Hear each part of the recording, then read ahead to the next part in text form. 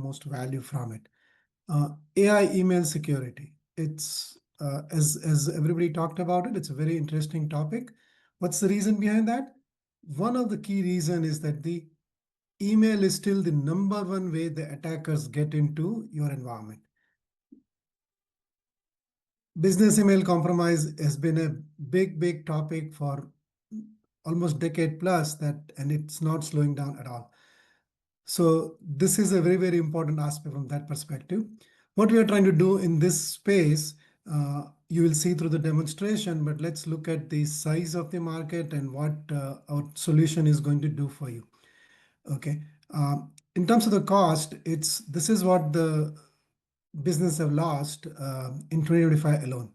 Okay, that's a lot of money that is being lost. Okay, you can see that the detection rate for this with 96% effective detection rate is really important. This is what we are going to bring to the table here. The verdict time for URL and attachment sandboxing will be less than 60 seconds. In under 5 seconds, we are going to quarantine your email security issues, and full MTTR we are going to provide end to end. That is the big important thing that will get you there.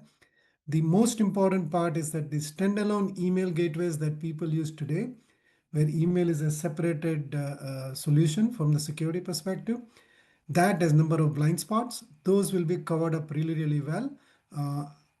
With the same theme that we have for rest of the things, which is the comprehensive cybersecurity.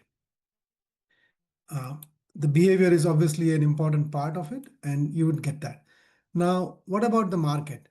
The market, if you see, has been growing and expect to grow as you see year-over-year growth, roughly about 14% growth on average. By 2030, it's expected to be 14 billions, which is really good. The industry as such, including Gartner, is waking up and saying that, hey, we need to have a separate Magic Quadrant for that. And you can see that, the players that they are still into the silo email security market today. We are trying to change that all. Okay, as you can tell here that many of the people are going to go from the whatever they are using today to the cloud email, and that is actually increasing the cloud email attack surface because there are a number of other areas that the emails are also being impacted from.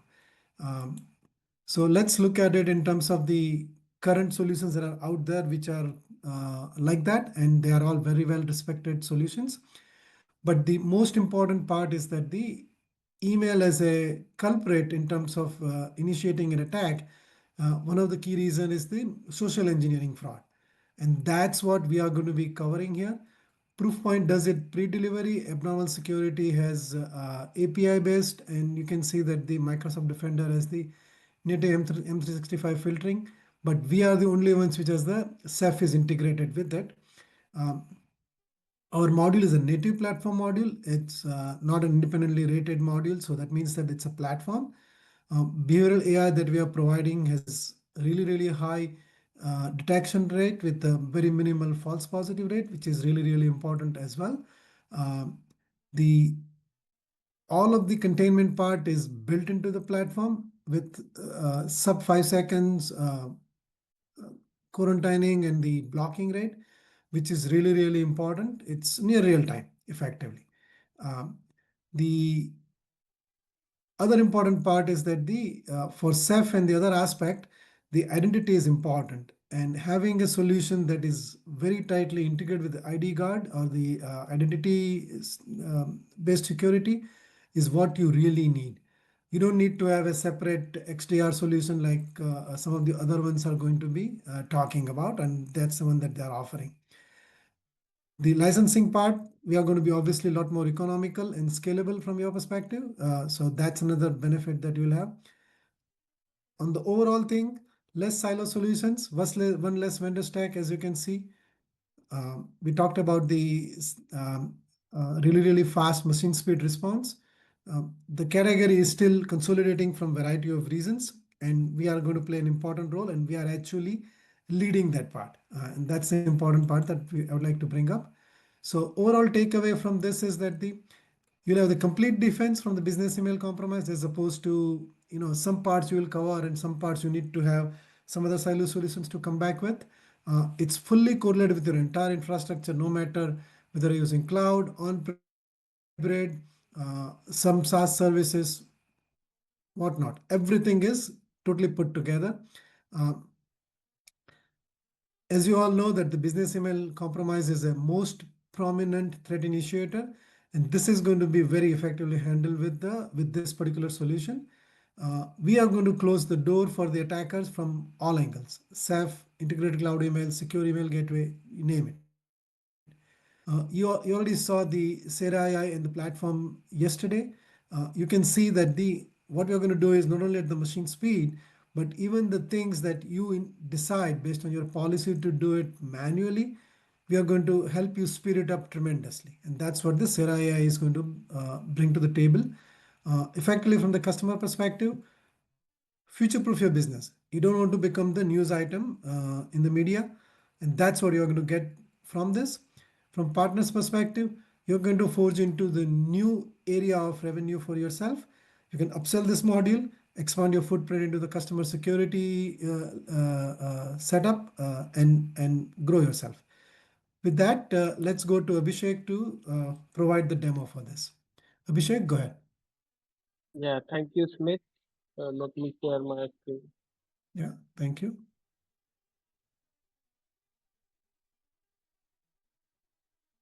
I hope my screen is visible. It's coming. Yes, it's there. Thank you. Yeah, so before doing the demo, I want to just present that how the AI ML security works. Greetings, everyone. This side Abhishek Pandey, and I am just a short presentation of that how email security works. So as you can see that it is a six-step process where first Secure will ingest the available email and identity telemetry. After that, there will be authentication checks like SPF, DKIM, and DMARC, message headers and routing behavior. After that, there will be a reputation and threat intelligence examine the sender, domain IP, URL, and known indicators. And after that, content analysis inspects links, QR codes, attachment, and their destination. The AI and natural language layer evaluates what the message is trying to make the user do, including urgency, credential request, financial language, and impersonation. Finally, user and entity behavior analytics compares the event with normal identity and relationship patterns.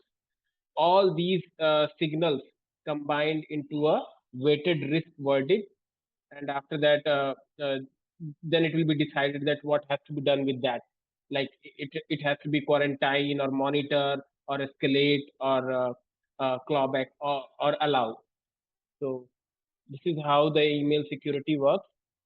There is a AI and behavioral intelligence is there, like we intent the natural language processing, that what is the intention of the mail. Impersonation graph is there, which will check that who is sending mails to whom normally, and what is there any impersonation of that person. Is UEBA baselining, which checks that if there is an abnormal login, any other pattern or there. Threat intel enrichment will be there, which will check that the sender, the domain which is sending the mail, is from the not from the malicious side. Similarly for URLs also, from the public IP also. So there will be continuous learning will also be there. Like if any user will say that this email is not false positive, this is a true positive, we will learn also from there. And if he will say that no, this is false positive, that we will learn also from there. So there will be ML engine also. So continuous learning will be there. Okay. Automated detection to remediation. So first we detect.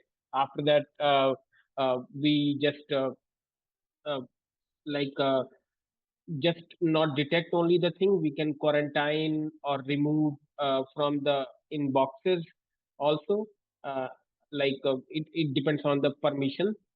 Also, we do like account takeover scenario, connected identity workflows can support containment and escalation. The investigation view brings together the timeline related recipients, similar messages, indicator, and the likely blast radius. Every decision and action is recorded for audit and compliance, right? So customer can introduce automation safely, begin their journey with the monitoring mode. After that, they can automate high confidence email action, like they can do the quarantine or they can do the escalation. All those things they can do. So that's a small presentation from my side for email. Now let's see the demo. Okay, so uh, here is our MSSP view. Now, if you log into the uh, tenant view, uh, here in the solutions section, there is a AI security email 360. So when I click on the email overview, this is what we see, right? So this is our dashboard of email where we can see that what are all the security pulses in the last 7 days.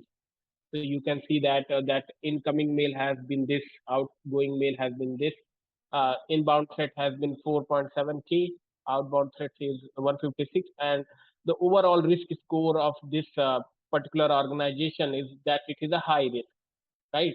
So the threat flagged combining inbound and outbound is 4.8K. So you can click on that and get more detail that what are all those mails and why, what are all those inbound threats, similarly outbound threats and total threats. You can drill down and check it. I will get back to that later, but just wanted to let everyone know that what are all the protection we do. So we protect it from business email compromise, right? After that, phishing, impersonation, vendor fraud, takeover account.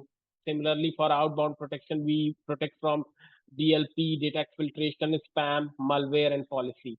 Here you can see that there was almost 1K like detection has been done for BEC. Similarly, 1927 phishing attempt has been done. Uh, Similarly, all the other things you can see here that whatever thing has been detected, it has seen some numbers are there.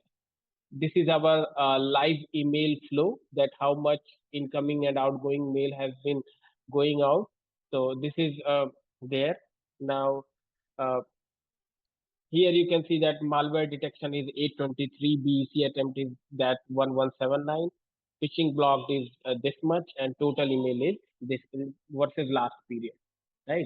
This is our email volume, like 180 per hour is going, and on 23 Thursday it was 328 that hour, and status is on the review, and the total uh, risk for this organization is this 82.8, and the clean email rate is 2.3%.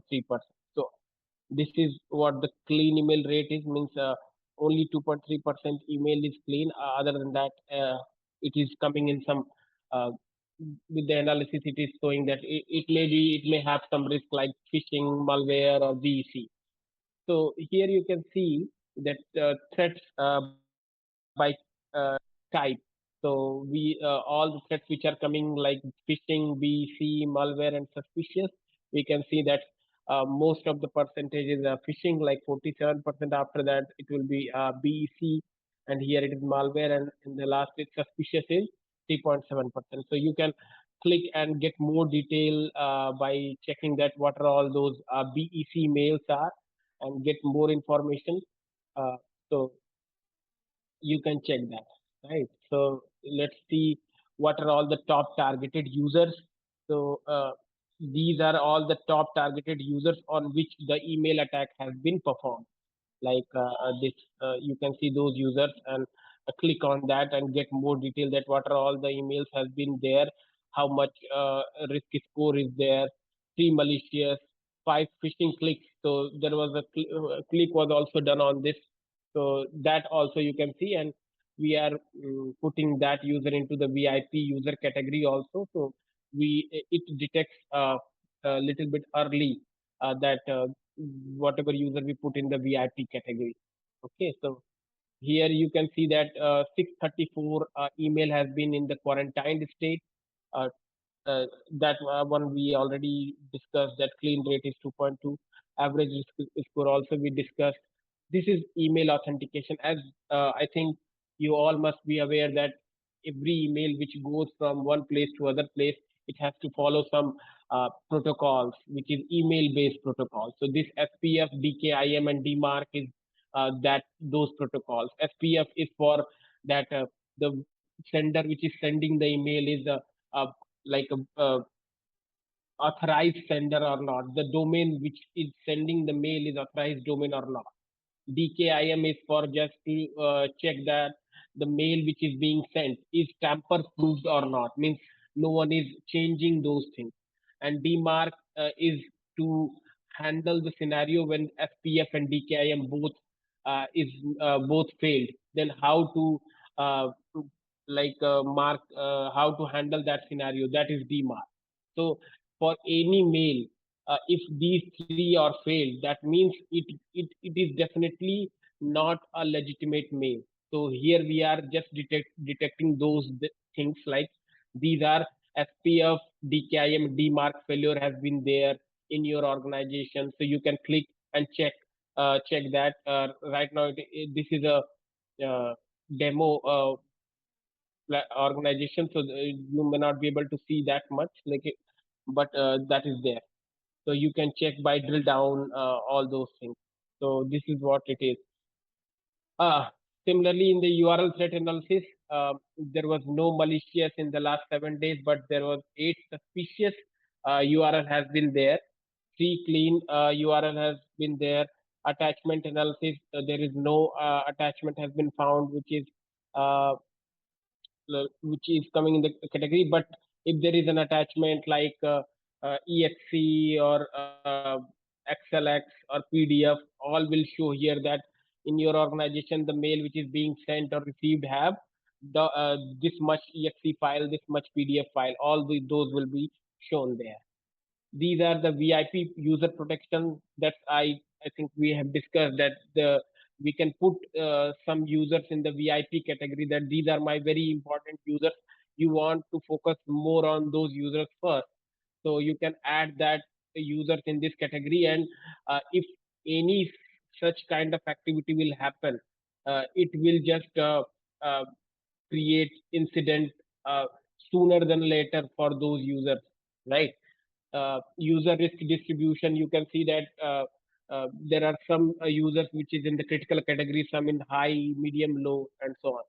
So that's where you can see that geographic threat distribution. So you can see most of the threat distribution is in the Germany. So that will show, and if there is will be more country, it will show there. What are the recent incidents? So you can see that there are some phishing emails has come. Uh, so you can click and check that what are those phishing emails are. Is that a genuine mail or actually a phishing mail, and take action according to that. Otherwise, this email security can, if you have configured it can take action by its own. Similarly, here 1325 brand impersonation. So if you configure to protect your brand, like for example, Sekion want to protect its brand, it can configure in the brand protection area all those domain names, logo, and everything, and it will detect that there are some mails which is means which impersonating like you, so you can take and you can check and take actions according to that. Okay, so there is some supply chain risk also we have. We can check there are 364 BEC attack is 1174, 0 hour protection 3, there is no gray mail, and behavior anomalies are 3. So all these are the overview of the email security dashboard. Now in the email section, if we go, we can see the same thing here also, that 469 threads, internal 326, all those things.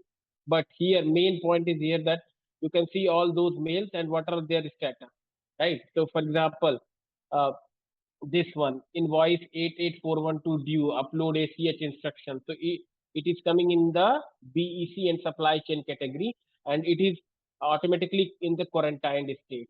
Now you can check here that why it is going in that direction, right? So uh, if you see here that it has showing that this is the body of that email. Uh, sentiment in the NLP analysis. It is saying that sentiment is negative, means the way it is saying it is negative sentiment. This is coming from the NLP analysis. Urgency is 62%. Language is English. Entities are three. All those mail which has come from that sender is mostly malicious. That's why also this authentication SPF, DKIM, and DMARC is failed for that person. So that domain and that so you can that's why this is coming in the phishing category, right? And here you can see that BEC and supply chain is also as a detected in the threats, and risk assessment is like 90 by 100. So you can take actions from here also, that you can block the sender. This sender you can block if you know that this is a legitimate mail, and I know that, then you can mark that as a false positive. And if you are if you want, like this is not a this is not a proper information, and you want engine to enrich one more time, you can click on this enrich, and if there is any other thing which is missing from this email point of view and this incident point of view, it will just enrich those information and provide updated information about this incident. Okay, so that's all you can do from here. um, Here from you can do the filtering also, that malicious, suspicious, quarantine, potentially unwanted, you can filter all those things, and action like false positive, mark suspicious. So this filtering are there. Okay, so now let's go to the incident section. In the incident section, some emails which uh, like after multiple analysis, if there is a weightage risk score has been increased, then it will go into the incident, like incident will be created for that. For example, this BEC email, the confidential request, Amazon gift card needed. So that is a BEC email, and it is in the critical state open.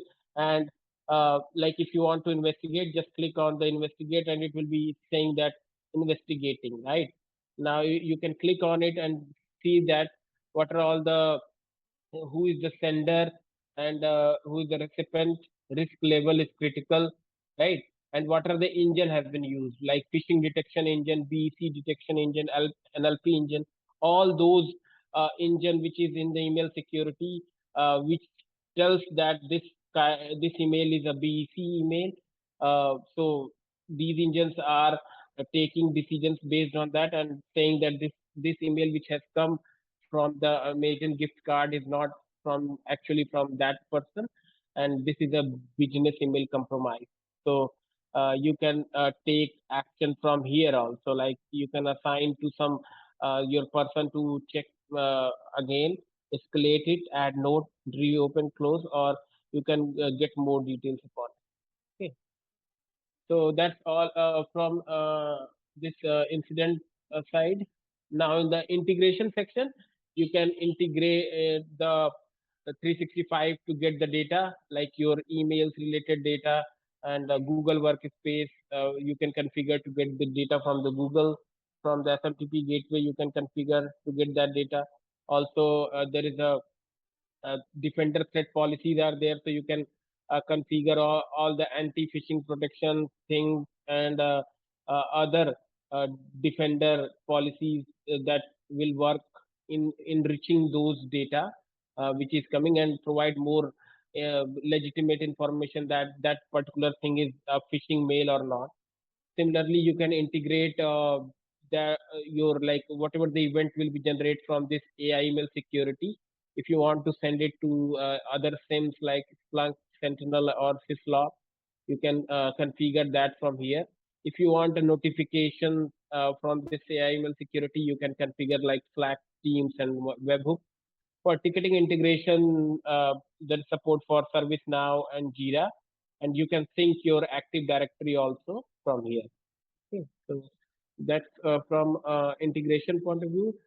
In the mailbox section, just I'm switching to the other tenant where this information is there. So there you can see that 177 users are there. There are total this much folders, and what are all the average user and what is the risk exposure is there. what are the top mailboxes, right?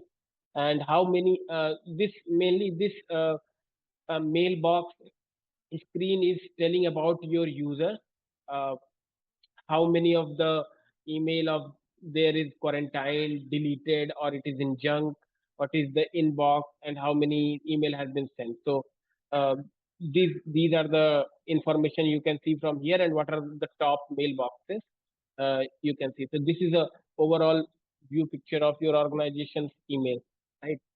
So now in the quarantine section, you can see that all these emails are quarantined, right? So, for example, company invoice 884. So, these are uh, verdict was malicious, SPF has been failed, DMARC has been failed. There was no information about DKIM, so it is saying none. There was no attachment, no URL detected, but uh, it has some information based on which it has said that it is an invoice fraud and risk was 90. That's why this because the risk was very high. That's why this is in the quarantine state, right? So if you are aware that no, uh, this is not like a malicious sender, you can whitelist that. If you know the domain, you can whitelist it. Otherwise, let it be, and it will be there. Okay, you can release it from the quarantine also. So also you can filter it from the BEC point of view. If you want to check suspicious, you can filter that. Impersonation, you can filter that. You can filter based on the recipient, from the sender. All these things you can do from here. Okay. Allow list, you can add those domain which you want, email or domain which you want to allow and do not want to be quarantined. You can add here. Similarly, in the block list, you can add those email or domain which you want. If any email or anything will come from that domain, you want that to be in the quarantine state, right? Release, if anything will be released, that will show here. Okay. So that's all from email overview point of view.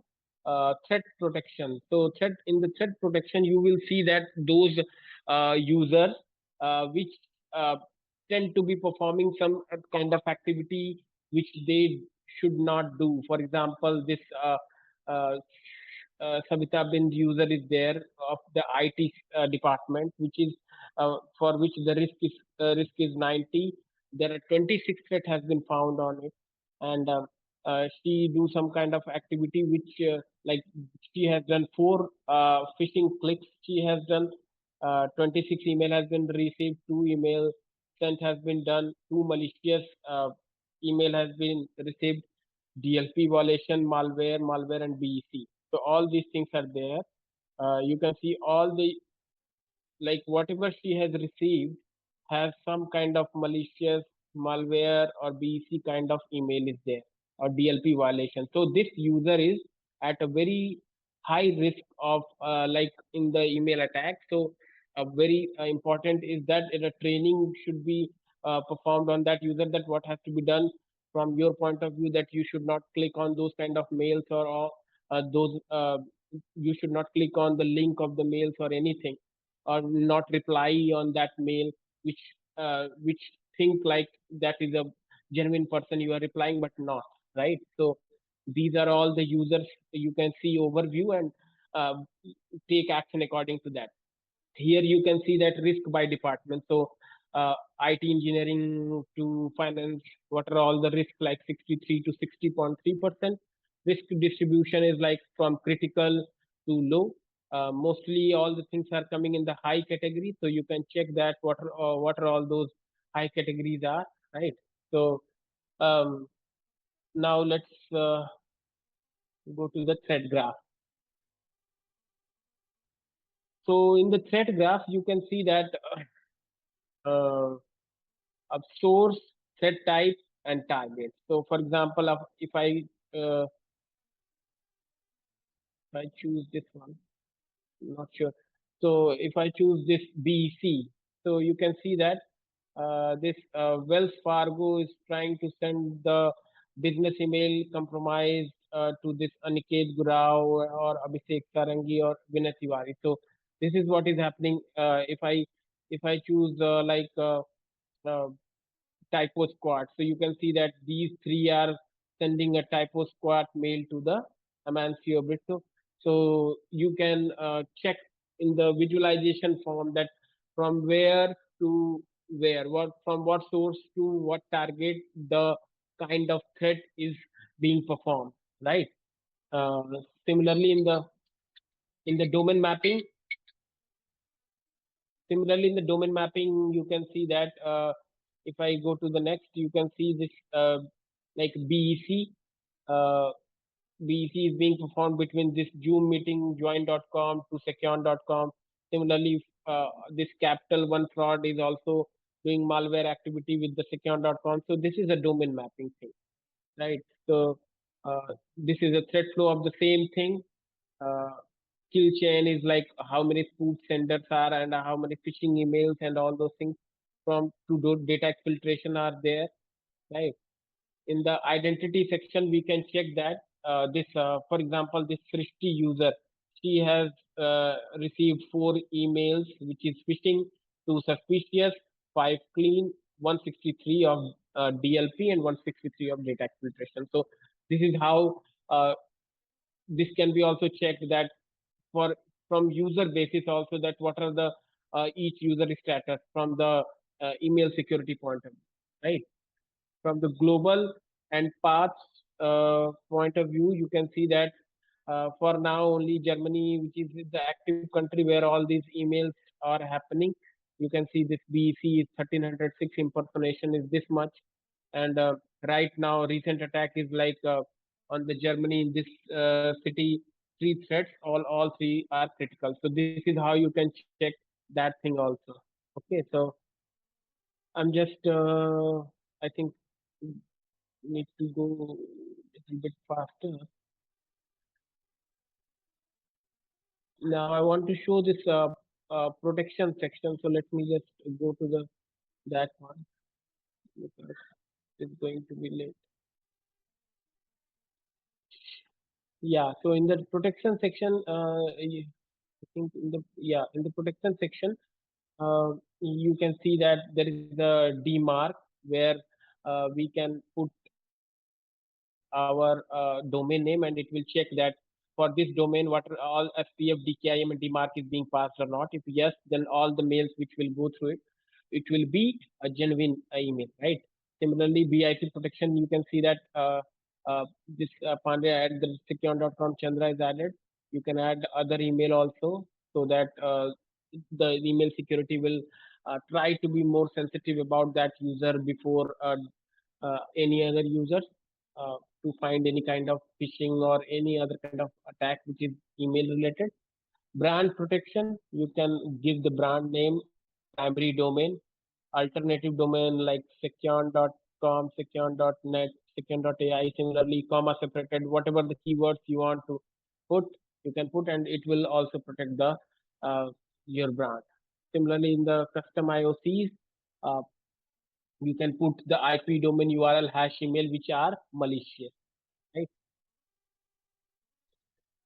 Similarly, in the dark web, you can check that if there is any credential leaks or not. You can monitor your assets, and you can check the credential, like if my any credential is logged or not. So you can say that no credential leak has been found, right? Like similarly in the encryption section, you can configure that how you want to send your mail, like you want to use a mime support or PGP support, TLS info. Here you can see that TLS enforcement is enabled. You can add other things like auto encryption, external auto encryption, sensitive mime PGP, you can enable it, right?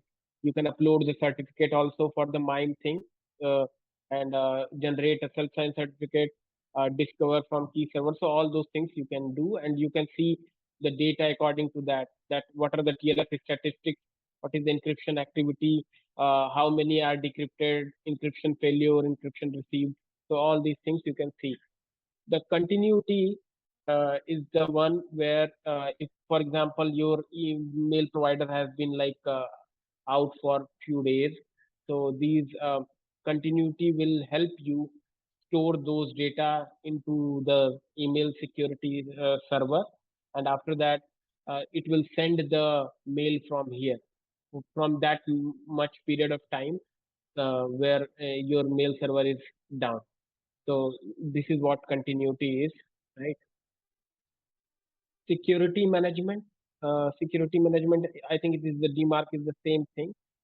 Vendor, you can monitor your vendor by like add vendor, your you give the name, give the domain name, and you can monitor that your what is the risk score, what is the DMARC is failing or passing. All these things you can do. Gray mail is like if there is any marketing mail is coming and you want to handle it differently, there is a policy for it. So for example, we wanted that if any marketing mail will come, we want into this folder, AI email security folder. So you can give that like this policy is there, move to folder, give the folder name, and it will any marketing related mail will come, that will come in, that will go into this AI email security thing, right? Phishing. So, for example, if you want to train your organization for all the different kind of attacks, for example, you want to train your organization for a CEO urgent payment, so you can run a campaign by using this template, CEO urgent payment campaign, and you can target particular department like executive team, high risk user, or finance department, and you can give the training by scheduling the time, and it will help them learn about that uh, how to be safe from this BEC. Similarly, for link click, I credential theft. You can run a campaign, and then you can check that what is the click rate trend, rate trend, user risk distribution, medium risk user, high risk user, and based on these three category, low risk user, medium, and high, you can again categorize that these user we have to train again, right? So that you can do. Similarly, this is the ML model. ML model is where whenever you say that this is false positive, true positive, no, this is not a right mail, this is not a right incident. All these things will come here. ML engine will perform that by your feedback, and again improve its detection. So that is there. Okay. In the policies, you can see that these are all the policies by category, like inbound protection, outbound protection, DLP, compliance, zero trust, and threat graphs. These policy you can edit and check. You can change it according to that. Policy analytics. Here you can see threat breakdown, notification, policy notification. If there is any policy, what happened to that? You can check all that. These are quarantined, all that things. Allow list and patterns you can do. So that's in the policy section. In the report section, I think you can see that what is the threat trend, threat distribution. It will show you the overall report across globe for that organization, that how many detection has happened, right? So compliance, what is the compliance scenario for your uh, organization? So you can see that there are two open issue, 84% compliance need attention. This is 100%. So it is already compliant, but there is a two issues, so you can check that. Oh, okay. So schedule report and report history. So you can schedule the report and check the history of it, right? So that is there.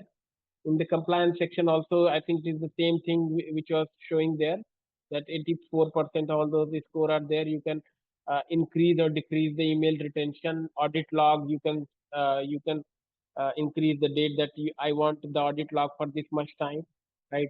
Similarly, report retention, all those things are there. So that you can do. Security configuration. So I think secure in the security configuration, we can just give the same thing, that I want my email to be sent with this particular header. Similarly, in the block list, you can add the entry of your you want to add IP address. This IP is malicious. You can add it. Domain, you can add it. Thread feed. We get the thread feed from all these sources and enrich our AI email engine.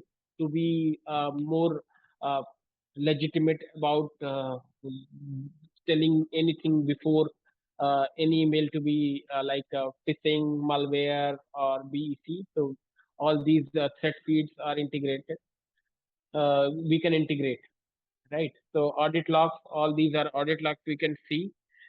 Email continuity we already discussed, right? So this is like operation related thing. I think one thing I want to discuss before uh, there was one thing left which was very important. This all user section in the identity, right?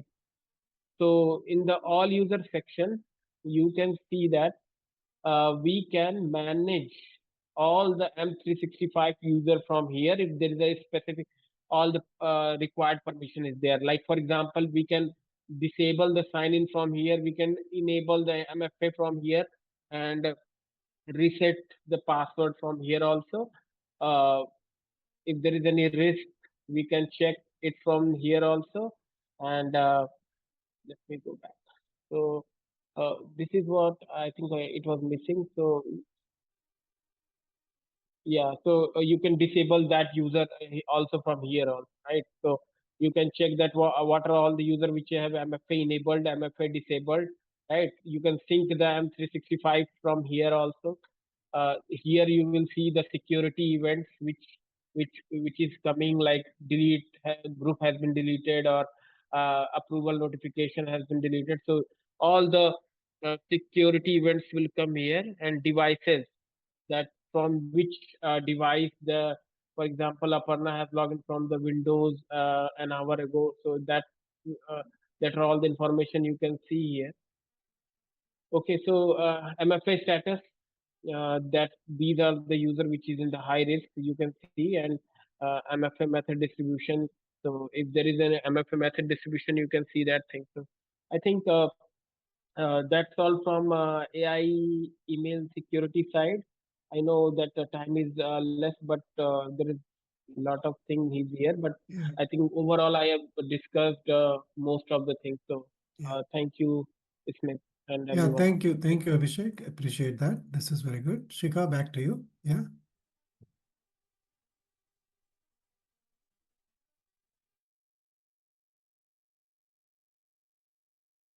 Our email AI feature was definitely worth the hype. Seeing it live was really awesome. Before we go into our next session, we'll have two poll questions and then section scaling visibility with AI SIM CGuard and CNAP. So we have Karthik and Chandra coming in. Right after this session, you'll hear closing remarks from Chandra, our CEO, before we head into the certification test. So thank you everyone for hanging in there. These presentations have been incredible so far. So it's been great to see everything happening live. Um, Once we're good with the poll, we can have Karthik and Chandra come on. Karthik, do you want to get set up and Chandra as well?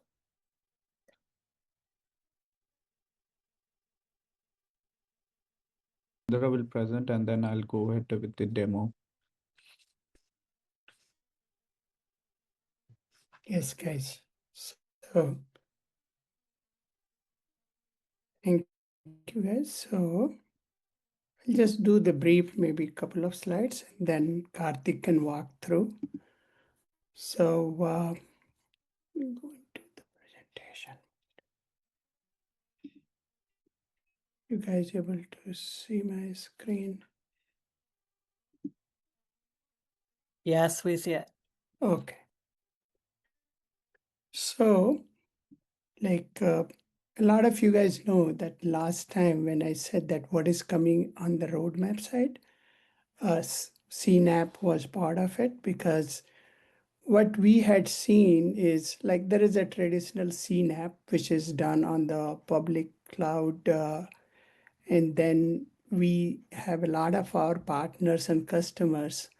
They also address on-prem deployment for government entities, sovereign cloud. the banking organizations, and so on and so forth. So we saw a huge need for the like CNAP capability to be extended much more beyond like what the traditional vendor do for the hypercloud, whether Wage or Arca, or even Palo Alto and all that.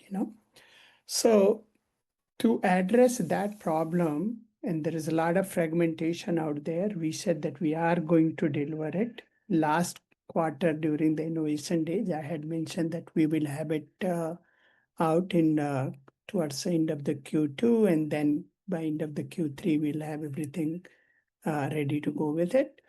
So that's what we did. So Sakyan solution, if you look into, it's a part of our like open thread management, our platform. So it's not something standalone. You can start with the just that journey can start with it, but it does not have to be that way. That's right. So it's a unified 5-in-1 platform. If you look into just from the CNAP point of view, you get your CSPM, you get your KSPM, you get your CWPP, you get your CIEM and DSPM into single platform. It eliminates need to have like 4 or 5 different vendors and lower your TCO significantly. And the biggest thing I talked about it, you are able to go and deploy it in the any hypervisor you have, whether you have OpenStack, you might have Proxmox, you have a KVM, or you have any hypervisors which are at the mega scale in the clouds. You are able to do all of those kind of ingestion. Once again, we made it also agentic as well as agentless. So where you have the data, we don't want you to deploy any agents. When you are on-prem, you don't have the kind of capability to generate all those telemetry because those were not supported. We give you option to just put our PMAX and let it do very lightweight kind of data collections and give you complete kind of visibility across all of your containers and VMs and Dockers and Kubernetes and so on and so forth. Nothing is hidden from us. All of your images are being scanned as well. Okay. Definitely, you get in our solution, which nobody else can do, you get your native shore capability into the platform. So it delivers active remediation, not just the passive alerts noise, which you have to deal with into any other solution in there. You have predictable kind of billing or cost to the customers. So this is not something which is kind of become unpredictable and kind of create a shock to them that based on the data being ingested and all that in there. So once again, we have made this possible because of some of you guys driving the solution, some of those driving the on-prem deployment. That's where we have brought this thing in there. And it also kind of as I mentioned, is from managed cloud security services point of view, you get it out of the box. You don't have anything kind of to look into outside beyond that. Once again, we have extended our single agent footprint to provide you the coverage even where you need it. If you don't need it, we will tell you this will be only needed when you have on-prem and you don't have your telemetry being generated for your Docker container and Kubernetes or images which are going in there. You get your native shore. What does it mean? It's sub 90-second auto containment capability you have in the platform. You have a cross domain identity. You are not just looking into the cloud identity anymore. You have your on-prem identity, all of that identity guard, we talked about it. It is part of the solution. And you can have 100% air gap sovereign cloud ready solutions in there. That's the kind of big drivers were there that, hey, those were needed. So with the traditional vendor, what you get most of the time, either you have agent fatigue or you do not have the capability to kind of do some certain things where the telemetry is not available without the agents. They were doing passive, a lot of them, they do the passive audit only. So they are relying on third party APIs to be there to give you the data. If they don't have it, they cannot do it. In our case, you don't have to worry about it. They were blind to the on-prem identities or many other identity which are not kind of coming from the cloud side. So that's another big thing. And most of them are SaaS only. They cannot be used into the air gap network. So that's something pretty big. I just wanted to point out. There are certain comparisons, it's like definitely some of these vendors have like, a lot more connectors, but we are building those connectors and all that in there. Definitely, we have a lightweight agent coming out of the box. So it's instantaneously on and all that in there. So if you need agentless solution, we can give you that. If you need the agent, kind of it agent is needed, we will make sure that you know about that. Hey, let's put the agent and get the complete comprehensive visibility, your vulnerability, your shift left. So biggest thing is shift left. So we are not having any of those images which are kind of like slipping through vulnerable and all that in there. That's what you are looking into it. So you can win against even the biggest player in the industry. That's what we have brought in and we are enabling you. Most of those big players will not be even coming to in your domain if you are going into the medium and like banks as well as it's like a customers. But at the same time, even if you have it, you can walk in with a lot of confidence and win those deals. And if you get a chance to do a POC, that is even better because that way you can even not only win that deal, but all those comparisons you have, you can take it to the next level to many other deals as well in there. Definitely, all of these thing is done exactly the way our platform is. So you have multi-tenancy, multi-tier, multi-tenancy model. So the partners are going to have highly efficient way of delivering the services. And that gives you efficiency. So not only efficacy, but efficiency to kind of make a kind of a business which is like have a good margin, and then you have a like great set of the team behind it to support those customers, because at the end the customer wants to know that hey, you have a team which is ready to support them, and those margins gives you like resources to exactly staff the team. And definitely you get automated compliance with the CMX 360 as well. So that's another thing is like, always see opportunity to layer that, because if it is people are looking for air gap or anything like that, they are highly kind of like, compliance like a driven. So also bring that one in there and that differentiate you big time. That's something I just want to point out that, hey, if you have those air gap or sovereign cloud and all that, there is a good opportunity for there to kind of bring your CMX 360 as well with you. Definitely from the time point of view, means we kind of like showed you guys, there are some deployments has been done and all that. And as you can see, it's ready to like, get engaged, get your team trained and all that. One thing I do want to point out that look, there is a lot of new things we have talked about even in the like our platform, OTM platform, plus these different modules. What we are going to do is we are going to have deep like lab hands-on training going on each and every week. There will be training ongoing. Training will be like hour, 2 hours, 90 minutes training to have the technical team come in and get much more deeper dive into it. They will have a lab setup where they can play with it as well. So that way we can make sure our partners and their team is getting ready to not only talk, but kind of walk the talk as well. Make it kind of like, really happen to the end customer so they can see a huge value as well. With that, I will hand it over to Karthik. You want to take it over? Yes. Thanks, Chandra. Let me share my screen.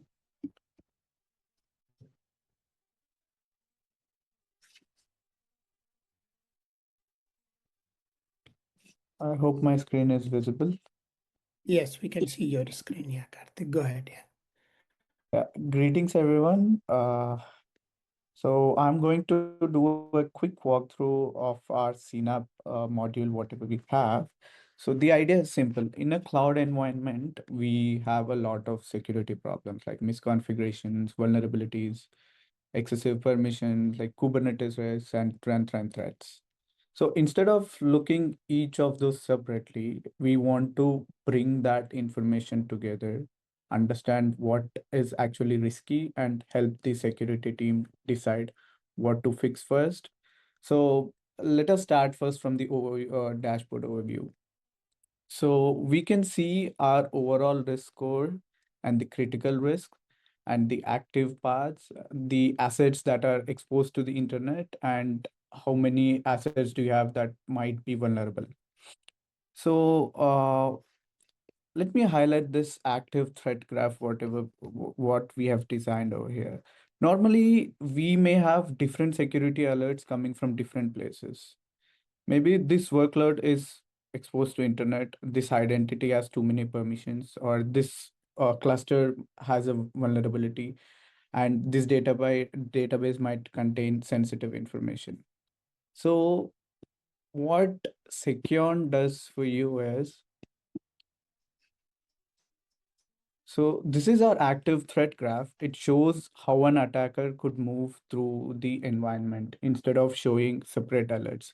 So we start from an external IP, which reaches a public API, then goes through the load balancer, and then a Kubernetes ingress, and finally reaches the nginx container. So if the container gets compromised, the attacker may be able to use your attached service account and move into a admin role or any other privileged role. From there, he or they might get access to your secret manager where sensitive credentials can be stored. So those credentials could be then used to access your RDS, which might contain the customer PII. So the value that we bring over here is to connect all the individual risks and show us the complete attack path. So this helps the security team quickly understand, where the security attack starts, how it moves, what the sensitive asset is at risk, and where we can break the path to stop it. Instead of looking at multiple disconnected alerts, we can see the full attack story in one place. So yeah, that's about the active threat graph we have. And next, I will move to the Kubernetes. Yeah. So if you see the Kubernetes security posture management. So unlike other tools, what we do differently over here is, so you can visualize your whole cluster in your dashboard. For example, if you might have like 3 clusters and you want to see what all services are connected to each other and what are all talking to each other. So you can just visualize all the pods or the kind of services which are connected, and you can even visualize the alerts. For example, I want to see if we have any alerts, what are talking to the front end and with the payment database. So what I want to do is, so we have an alert over here which says reverse shell executed in the container. I want to see what all services are connected to this alert. So once you click on any alert, it shows you where it is coming from and how all the other resources are connected. So this way, instead of spending hours and hours to just see what all resources are compromised or affected, you can easily understand what pods you might need to change the permissions of it, or mitigate those resources. You can isolate the workload, or you can just kill the process from the dashboard itself. And the next thing what we have is the attack path. So there you can create your own attack path. For example, we have here like three attack paths for the demo. So the first one is the public ingress, and what we have seen in the threat graph, that is the NGINX payments API and the any other service name. So what you can do is you can create your own policy. For example, you can connect like more than 4 to 5 dots and see what create policy would create. So the next thing is the cloud inventory. You can manage your whole assets, see, visualize your whole cloud assets in this environment. If you want to see your AWS, like you can connect all your environments, cloud environments to the CNAP and actually monitor all the assets. And if there are any exposure to the internet, you can actually visualize them and understand what is, who the owner of the asset is and which region is it deployed and what is the compliance score of it. Uh, the next part is the identity security. So when we usually talk about the identity security, it's not only about the permissions, whatever the user has. So here at the top, we can see things like privileged accounts, like over-privileged accounts or dormant accounts or MFA disabled, long-lived keys, and the toxic combinations. So the best part is you can easily able to understand how many users have privileged access, how many users have overprivileged access, how many accounts are there, dormant accounts are there in your platform for the more than 90 days. And again, the best part, like you can even see MFA disabled or enabled for particular users, like all the users. You can see the toxic combinations as well over here. So for example, if a dormant owner has some sensitive data and that is kind of a toxic combination to have, you can actually create your own toxic combinations and create your own policies. So for example, I'll just see if any user has a admin role and a public workload. So this service account has a privilege path with an admin role. So, and it also has the MFA disabled. So this is something critical and where you might want to change the policy for it or the permissions for it. And the next part over here is serverless security. Yes, so you might want to manage all your serverless functions in one place. What all vulnerable serverless functions you might have in each of the clouds, or how many assets are internet exposed, or which have the least privilege functions. So this is something, critical that you might want to know about it, because serverless functions, these might go unnoticed when when people usually want to see what all the IAM scopes they have for that particular function, or like how many serverless functions are uh, exposed to the internet, how many might have the vulnerabilities. And all of the vulnerabilities you can just manage in one dashboard. So at the top, we can see how in your whole cloud or the on-prem network. So you can see how many assets do you have, like which might have the threats, which are the open CCs, how many are critical, and how many might be exploitable, and how many are runtime exposed. So a vulnerability can all have a high severity score, but we also want to know, is there an exploit available? Is the affected system reachable? Is it running a critical asset, or is it connected to one of our attack paths? So for example, if I select any of the matrix over here. So it gives you the asset, what is the package it has, what is the CVSS score, and what is the EPSS score. So we don't calculate it, just show the vulnerabilities, and we add exploitability, exposure, asset importance, and the attack path context so the teams can know what to prioritize first. Next thing is the cloud workload protection platform.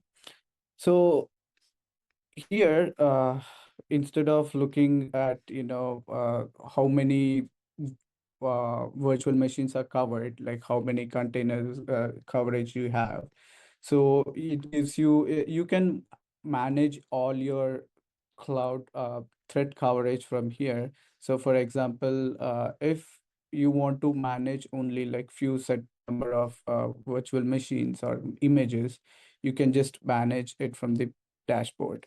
And also, it gives you a clear alert path. So as again mentioned, so we don't directly raise a single alert. We try to correlate the alert path, security things, and try to give you a proper MITRE ID and the tactic for it.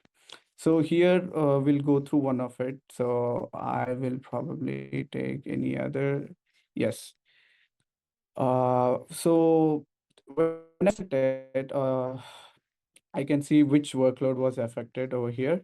And in this case, the container started a crypto mining process. So we classify it as a suspicious resource hijacking. Yeah, so see, when you do that, because you are sharing your screen, other people are not seeing it. You know, that screen you are trying to show it, Karthik. Oh, Yeah, that is not being shown, because there is a pop-up there, no? That's what it is. Okay, go ahead, yeah. So you can share the whole, like your, just a or second. you have to share that screen because there is a pop-up there, yeah. Okay, let me.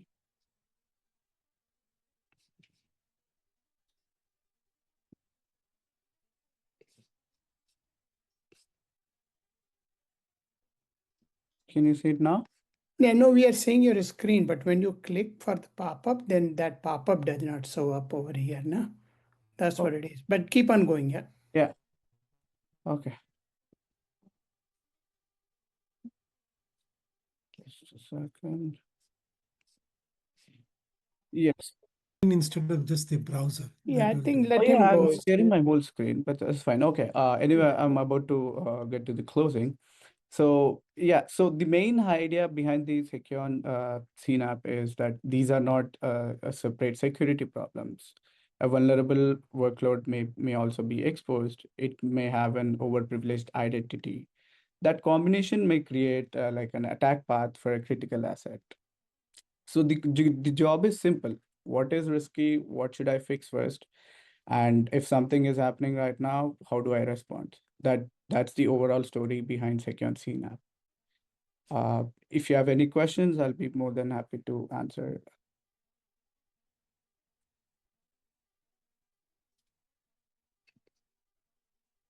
Thank you so much, Karthik, for that awesome presentation. And I think next we have closing remarks, our CEO, Chandra Pandey, and then we will go into the certification test. Before that, I believe we also have a poll.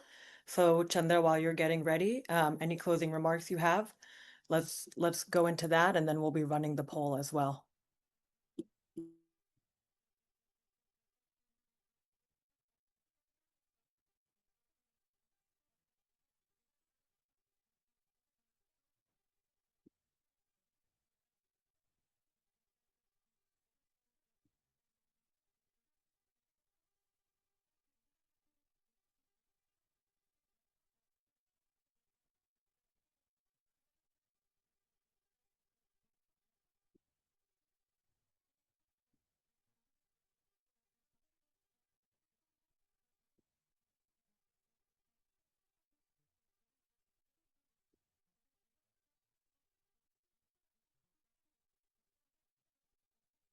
In the meantime, while we're running the poll, I will just say one last thing that after Chandra's closing remarks, we will administer our certification test.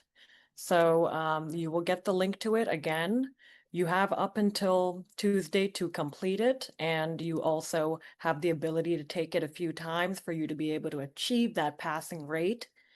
Once you pass, you'll get that certification through your email.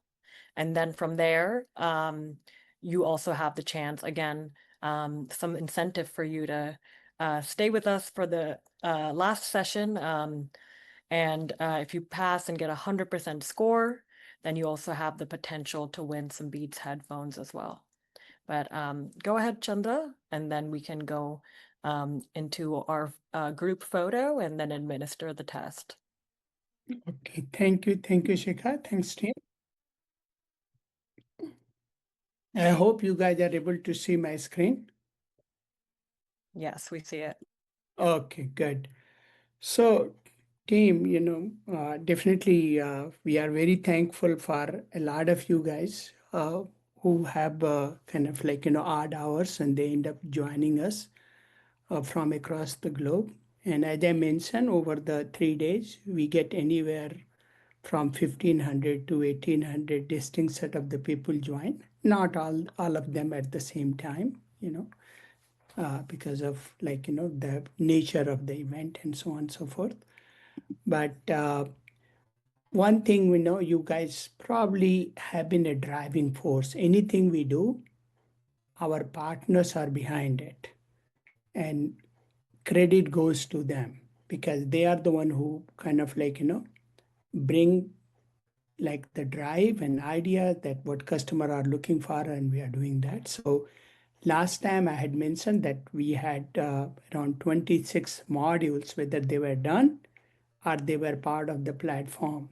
And the platform always is in cybersecurity. One thing I want to make sure, you are never done. Anything you do, there are other side which is always trying to find out the like how to get through or get around it.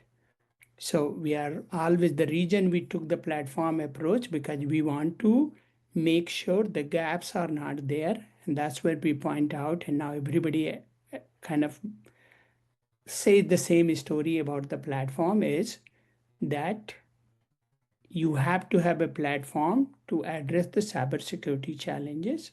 So even though we talked about there are 26 different modules, now there are probably 30 of them are there. As I go through, you guys will see it. But everything start with the platform. But at the same time, our partners, when you are going to go to the customer or our customers, their budgets are not done for a one platform. Their budgets are done on certain set of functionality. That's the way the industry works. So those buying motion, when you are talking about the buying centric motions, there are 14 buying centric motion we want you guys to be aware of and how to go after it. So how the industry actually buy, there are three mechanisms that should drive how we package our pitch, and this is for our partners as well. Market opportunities overview, we talk about that, hey, how those kind of like different kind of categories are where the budgets goes on. We talk about how those packages we are enabling you to go after it. And also, in certain cases, you have to sequence the structure to unlock the big opportunity out there. Do not try to rock the boat from the day one because everything is not a green field. And then from the partner's point of view, if they have, our customer is also, if they have bought something, let them use that, we complement it, and then we show them the value to go into the next set of the motion. So three buying mechanism is mostly there are budget lines are named after the analyst categories, not the platform. This is really key. This will be analyst has named something in there, and that's the way the budgets get assigned in there.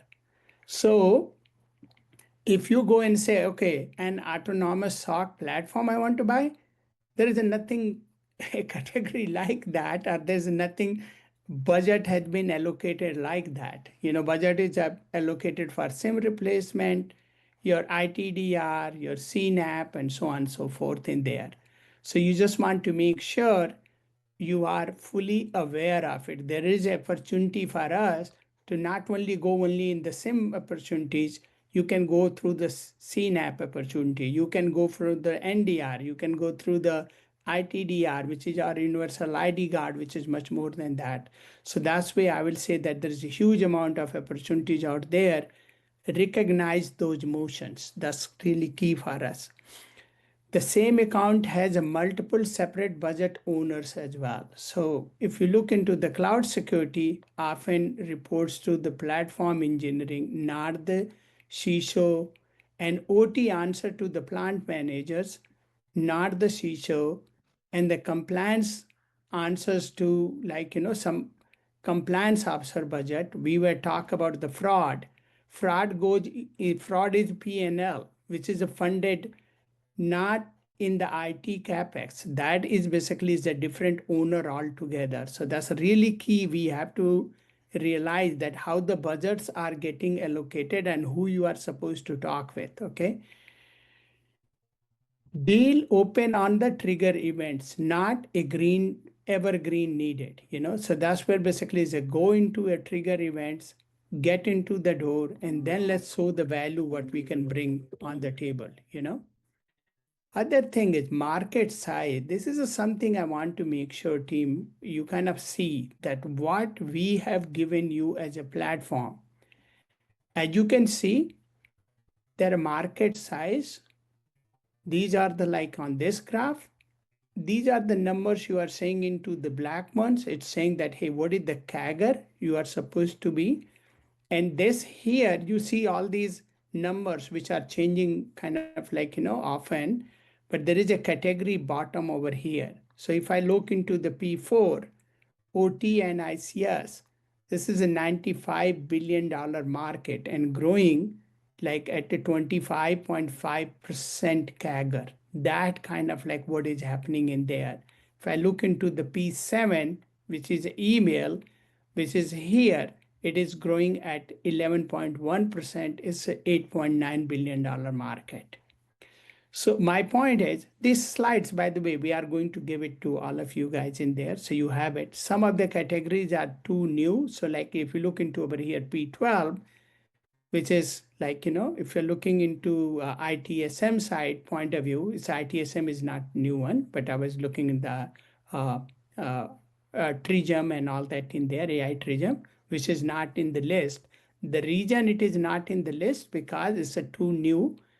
So that's where we are looking into it. So my point is, you have opportunity to look into the chart. There is a huge amount of opportunity we have. If you look into the GRC, we talked about the P5. If we look into the P5 over here, that's like market which is going to go to $135 billion. That's a huge, huge market. GRC as well as, what we talked about is if you combine GRC plus like, digital part together, it's a huge business, it's like, it's a big enough to kind of make tens of millions of dollars for each of our partners itself. So this chart, I will definitely make sure that, you guys will get it, look into it, align your motion. We are there with you, pull our team. We are always there to make sure that, you are winning.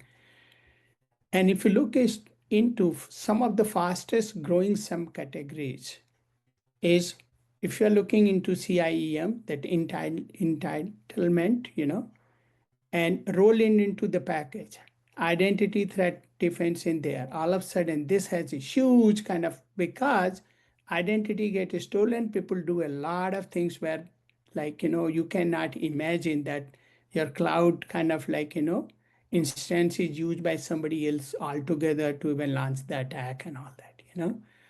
Breach attack simulation, that's like CAGR, you are looking in 34%. We had introduced that one probably is like, I'll say 2-3 quarters back. You have that at your kind of hand. If you look into the SASE and Secure Edge, this is something I just want to make sure we do not have anything beyond what we gave you GTNA right now. So you got GTNA. I know some of you have been pushing us to do something, but right now we have a GTNA, and that GTNA GTA, GTNA, whatever you want to talk, that functionality you have is very unique, and you have opportunity to go and create a significant amount of business. And look into this, the CAGR in there. So my point is, look, we are going to share these things with you. A lot of big growth opportunities are over here, and we have a solution for you. We gave you fraud detection and prevention. That's what something we gave you right now. It's a huge, it's like from the TAM point of view. Look over here. From 36 billion, it's going to 226 billion. That's a huge market. And there is not a well established player. And the market we want to enter is going to the mid-sized bank, to the small micro bank as well, and capitalize using your MSSP platform to kind of scale at the big level. You don't have to do individual implementation and spend months and months doing implementation and get barely to work.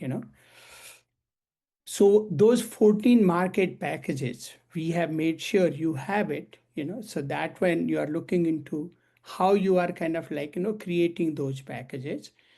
So if you look into is like, okay, hey, you got the autonomous SOC point of view. What do you want to include into that? Who are the budget owner for it?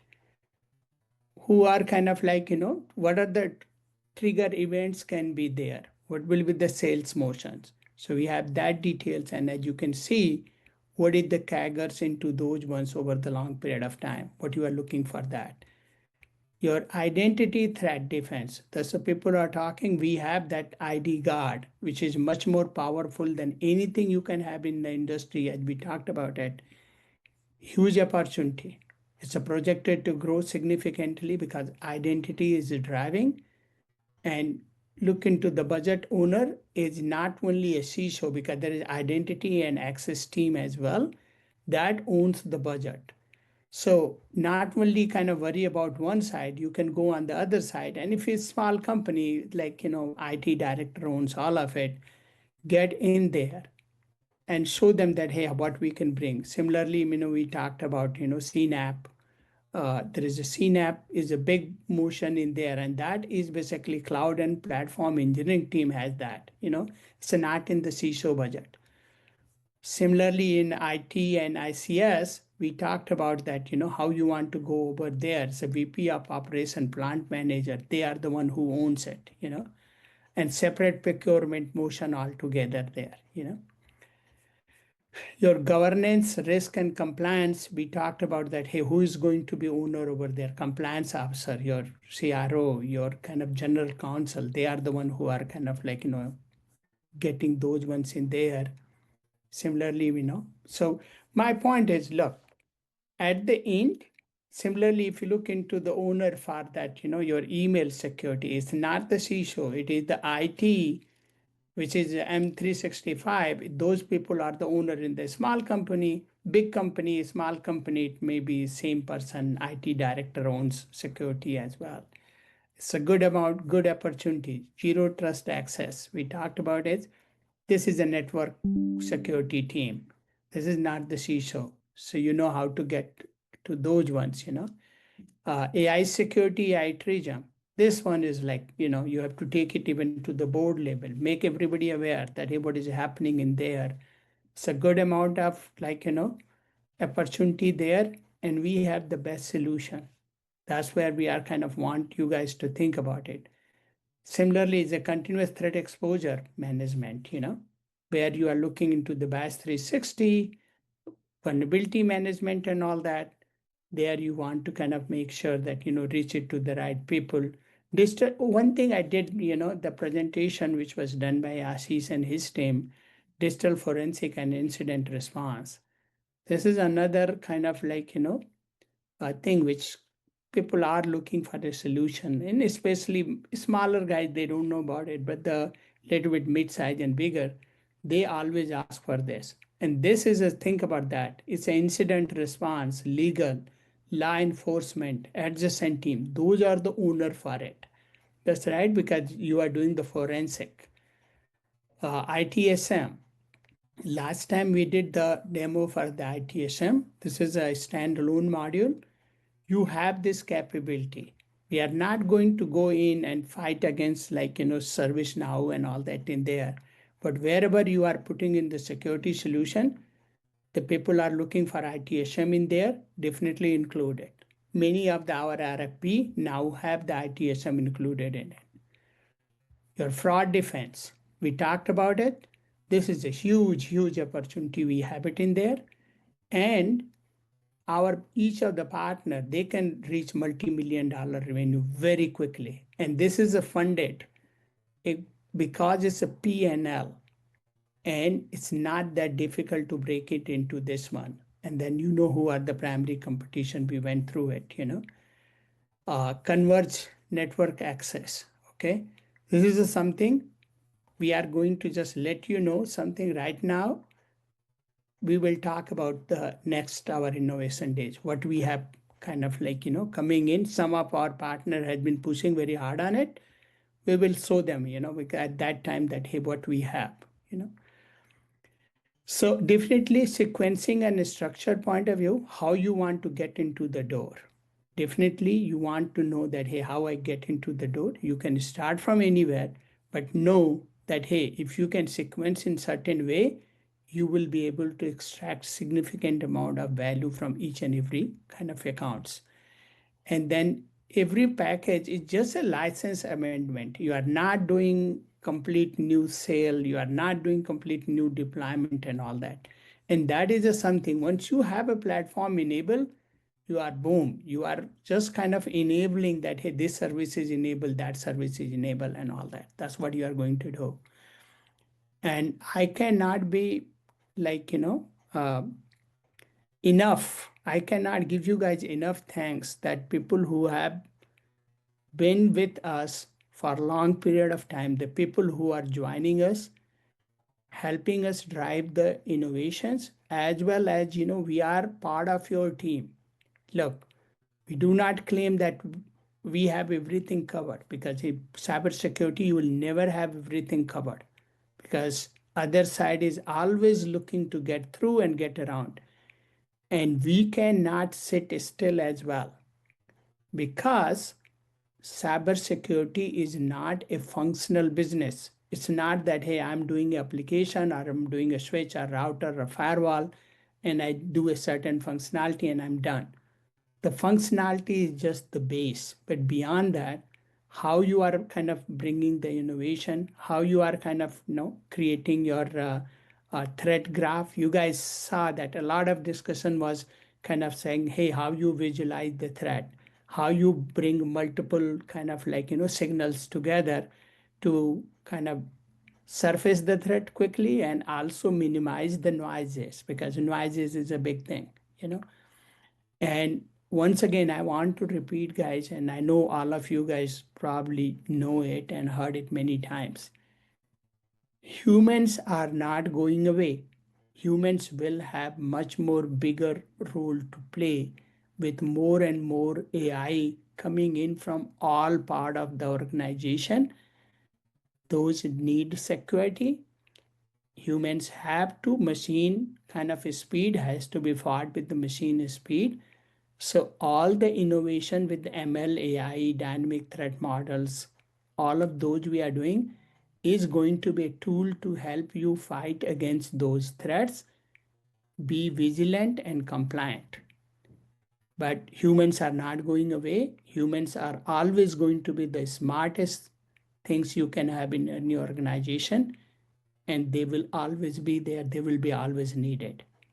So with that, I would like to hand it over to Shikha. You guys can take it over.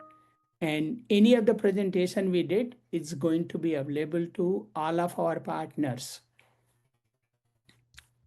Thank you. Everything, all the recordings and the presentation slides will be in our support portal. With that, I just want to say thank you to everyone from around the globe for joining us for the past 3 days.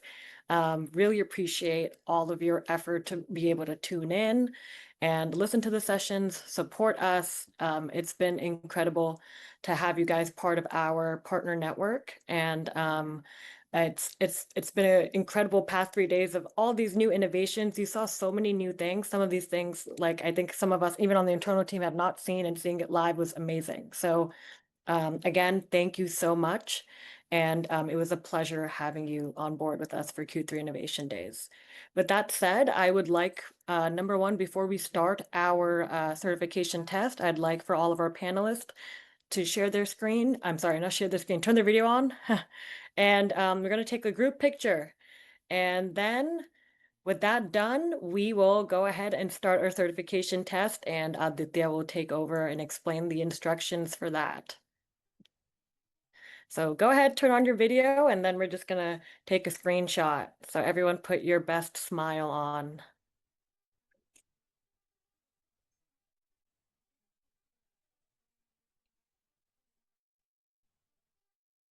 Okay. Great. We got everyone coming in.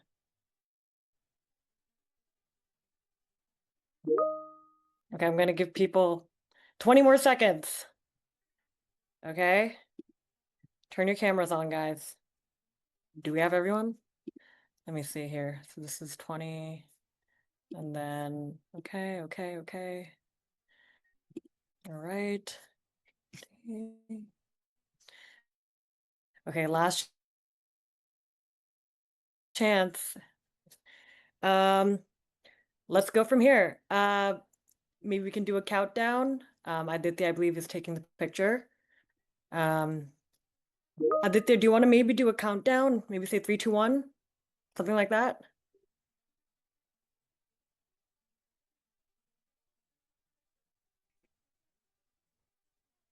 Yay. Hey, thank you for that, guys. Okay, awesome. Thank you, guys. Okay. And let's go ahead and go through the certification test. Aditya, do you want to take over and talk about the questions and the link and everything? Yes, sure. So I'll be sharing the link in the chat. So I've shared the link. So it is 21 marks are needed to pass out of 30. Each question contains 1 mark. And also, we'll be not accepting any Gmails or Outlook mails like your personal emails. Please fill out your organizational emails only. And the name you fill out, please beware. The name that you will fill out, that will only be printed on your certificate. We won't do any last minute changes if something is wrong. So please be very cautious while filling the form. Thank you. Yeah, I think one thing I do wanted to add what Aditya mentioned, that team members, if you